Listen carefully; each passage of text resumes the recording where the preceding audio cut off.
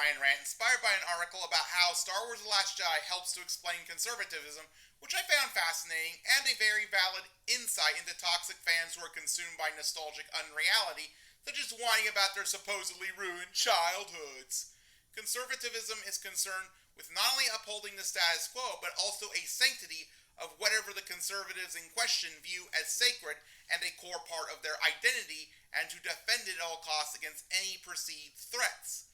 Political and religious conservatism, as I recently learned from the article that inspired me to make this video, are not the only forms of conservatism out there, since there's also fandom conservatism. And no, conservative fans of fictional franchises are not always political or religiously conservative, though sometimes they are. Nostalgic fan conservatives think along the lines of, if it isn't broken, don't fix it, and at very deleterious levels. Though a political liberal and a Democrat, Confused Matthew was a Disney movie fan conservative in that he viewed The Lion King, which he hated for misplaced reasons, as a violation of the sanctity of prior Disney movies he liked, especially The Little Mermaid, Beauty and the Beast, and Aladdin. This explains why he felt that he always had to have the last word, to the point of influencing his fans and others to hurt those who proved them wrong, even in ways he didn't like, acted superior to, and took those who disproved his claims for The Lion King for idiots. One infamous case of massive far-right fandom has been many years of backlash against the Star Wars prequels, starting with The Phantom Menace by Rebels vs. Imperials fanboys who felt that those movies were in violation of the sanctity of the original trilogy and their proverbial Rebels vs. Imperials holy book. The Rebels vs. Imperials conservatives came up with and looked for anything bad they can say to discredit the Star Wars prequels as an attack on their collective fandom identity. One example of just saying anything to push their original trilogy conservatism has been to accuse, say, The Phantom Menace of racial stereotypes, as in the Nemoidians and the Gungans, which was done out of bad faith, especially since they let plenty of other racial stereotypes in popular culture slide. Such OT reactionaries gave plenty of proven racial stereotypes a free pass, including Zippity Doodah, rooted in two minstrel songs, Zip C-Word for Black / Turkey in the Straw and Campton Races, the racially biased TV show Cops, and the all-white human cast of Star Wars Episode 4 A New Hope, the late Carl Sagan criticized on March 2nd, 1978. On another galaxy, it's not possible that there could be... It's extremely unlikely that there would be creatures as similar to us as the dominant ones in Star Wars, and there's a whole bunch of other things. They're all white. The skin of all the humans in Star Wars, oddly enough, is sort of like this. Right. And not even the other colors represented on the Earth are present, much less greens and blues and purples and oranges. They did have the scene in Star Wars with a lot of strange characters. Yeah, but none of them seem to be in charge of the galaxy. Everybody in charge of the galaxy seemed to look like us. And I thought there was a large amount of human chauvinism. And also, I felt very bad that at the end, the Wookiee didn't get a medal also. You know, all the people got medals, and the Wookiee who had been in there fighting all the time, he didn't get any medal. And I thought that was an example of anti-Wookiee discrimination. At least Jar Jar Binks had more influence over the affairs of the galaxy when he was the representative in Attack of the Clones than Cantina aliens in A New Hope had, and not all humans in The Phantom Menace and the other Star Wars prequels were all white, since starting with Lando Calrissian in The Empire Strikes Back, Star Wars fixed the very problems Sagan objected to. Some of the Star Wars prequel hate has been religiously and politically conservative and downright homophobic, as a Vice article linked in the description highlights. The author of that Fag Wars article on how The Phantom Menace inspired LGBT youth talks about how American right-wing fathers who wanted to create cis breeders saw The Phantom Menace as a forbidden fruit leading to the queer side of life.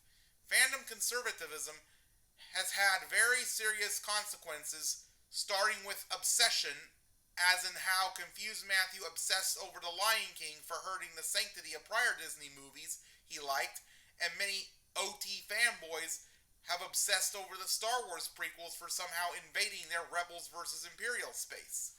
Conservative fans for fictional brands tend to hit people over the head with their scorn for perceived childhood ruiners or any other perceived bane to the sanctity of what they've liked from beforehand.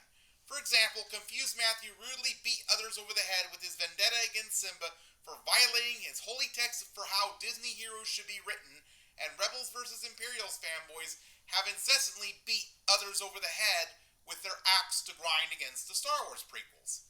Fandom conservatism and its accompanying hate obsessions have been shown and well documented to time and time again cause massive harm to other people who dare to like or defend, and especially who work on and create what the entitled fanboys see as an attack on their nostalgic identity.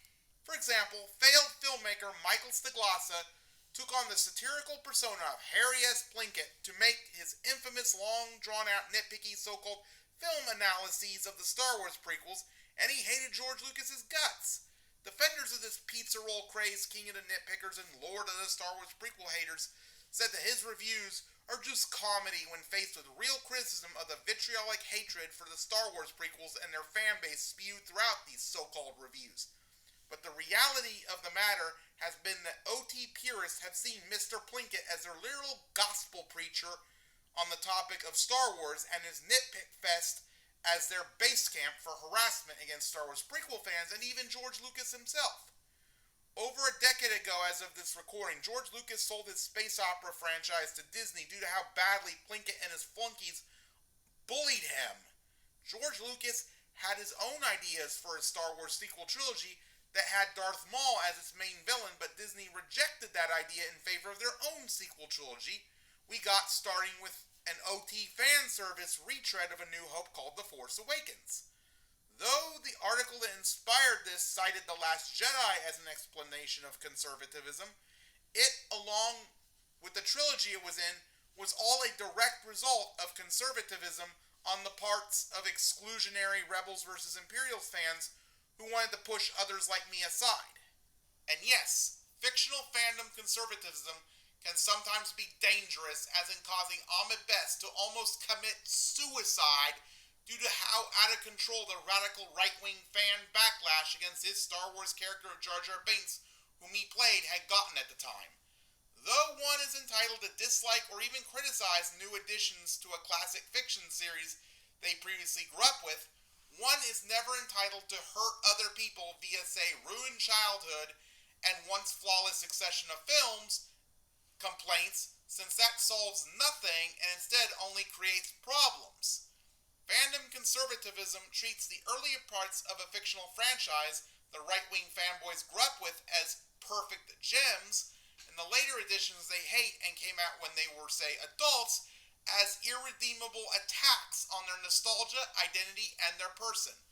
Sometimes conservative fans try to raise kids into nostalgic unreality, such as Nathaniel Meir, who is a godfather, or should I say germ father, to a child named Teddy, whom he has been teaching how to hate the Star Wars prequels and to channel his original trilogy nostalgia. This Rebels vs. Imperials obsessed germ father is no different from the so-called parental rights conservatives who want to teach kids how to be homophobic instead of letting schools teach them that it's okay to be gay. This rant was only about a mere smattering of the specific nature of fandom conservatism and how it fights to uphold or restore a status quo in a certain fictional series of what such fans are nostalgic for and grew up with, against any perceived marring of that sanctity, and why it's such a serious problem that needs to be corrected or at least curbed.